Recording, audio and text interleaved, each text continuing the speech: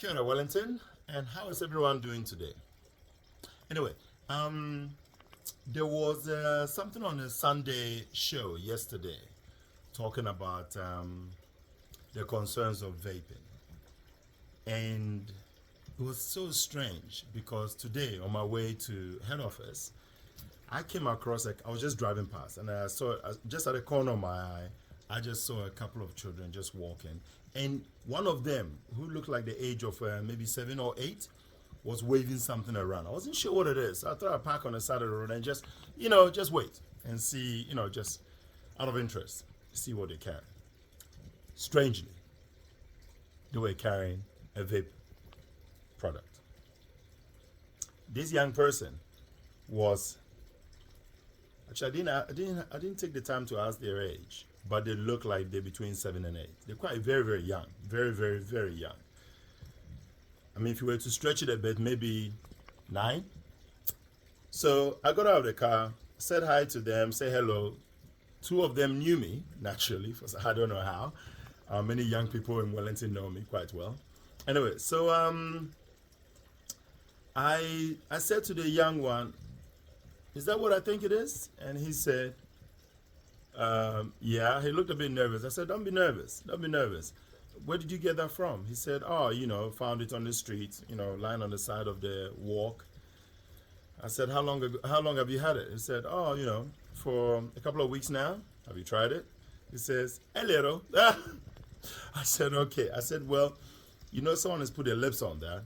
And then they should have seen the look on their face. They're like, "Huh?" I'm like, "Yeah. Somebody has put their lips on that, and God knows what's going on in their mouth, rotting teeth and all that."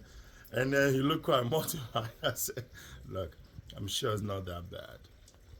I said, "Look, these things are not good for you, and you know that, right?" And they said, "Yeah." And I said, "I would like to dispose it off for you. In fact, why don't we do it together?" So there was a bin further up the road, so we walked up together, and then they put it in the bin. And I said to them, "Yeah, don't touch things like that." And some of the other ones were telling me how these are primary school children, by the way. It's primary school.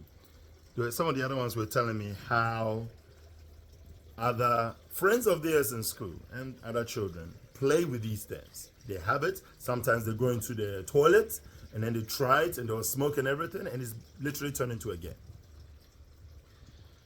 Now you're all wondering where I'm going with this.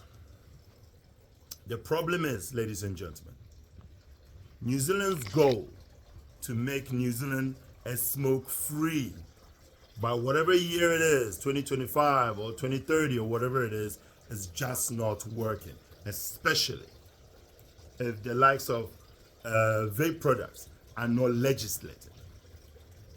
Yeah? In Australia, you have to get a prescription just to get a vape product. Here, not legislated. Young people in intermediate, in college, and now we have primary school children getting access to it. Apart from the fact that it's not even being disposed of properly, there are certain young people I know and I've worked with who actually have been able to acquire them, and we've disposed of it, and somehow they keep getting it. Ladies and gentlemen, it's just not working. Yeah? Your dream of smoke-free New Zealand is not working. It's not actually smoke-free anymore, ladies and gentlemen. It's not smoke-free. It is cigarette-free is what you're going for. But now, as a result of your so-called smoke-free, you are getting the next generation of young people addicted to something else. To vape products. Yeah, I mean, I've heard of very interesting names they call these things. Sweet, whatever it is, and all these things to appeal to young people. It's ridiculous. Come on, people. Get your hands up. Do something. And yesterday on TV, you have one of the government officials talking about, "Oh, we're trying to reach this goal really quick." Well, you're not. There are children who perhaps never thought of smoking now are actually smoking vape products. You are solving one problem and creating a brand new one, basically of the same caliber. There are a lot more young people who are addicted to these things. Can't help it anymore. Can't help it. You know? Just get on there. Legislate it. Make sure only doctors can prescribe vape products. Children are getting access to it. And all these officials just sitting there saying, oh yeah, we acknowledge there's still a problem. We're still going to work on it. What are you talking about? You created this damn problem.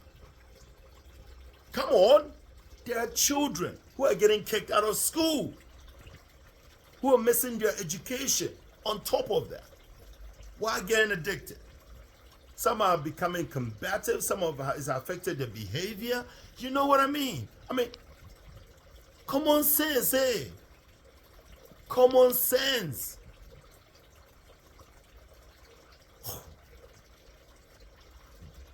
These innocent children I saw this morning, you could just see the innocence in their eyes.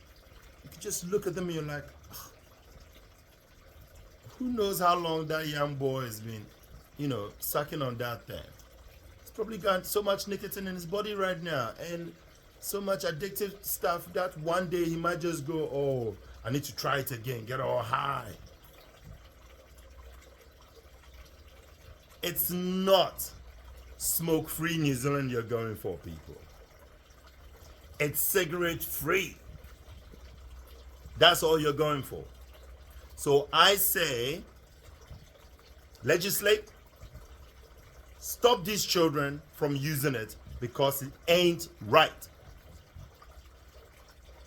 And this is where schools and the community need to actually go out there and complain to the government and rally with their placards and all that and make a difference.